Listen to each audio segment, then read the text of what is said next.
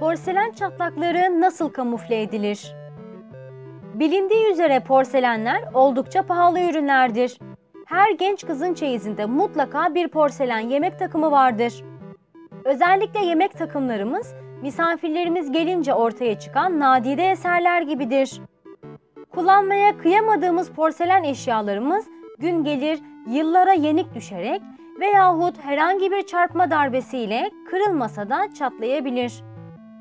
Çatlayan porselenler kişilerde sevinsem mi, üzülsem mi gibi tuhaf bir his bırakır.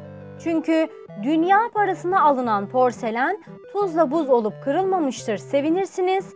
Bir yandan da takımınızın bir parçası olan porselen ne yazık ki artık eskisi gibi olmayacaktır. Artık yarım olmuş, yamalanmış, çatlamıştır en olmadık yerden. Bu durumda da üzülürsünüz. İşte bu gibi durumlarda ne yazık ki o çatlamış porseleni insan içine çıkarmaya utanırsınız. Artık çatlak porselen sizin için müzedeki yerini almıştır. Ama bilinmeyen bir şey var ki porselen ürünler ilk günkü gibi yeni görünüme kavuşabilir. Evet, yanlış duymadınız.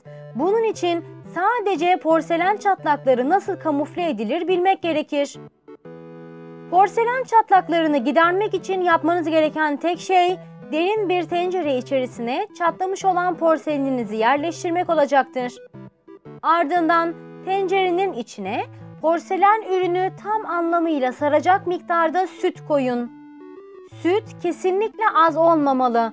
Ürünün tamamını kaplaması ve biraz daha fazlası olması sorun teşkil etmez. Sütü de tencereye koyunca yaklaşık 45 dakika boyunca kaynamaya bırakın. Daha sonra çatlak porseleni soğutun. Göreceksiniz ki artık çatlaklardan eser yok.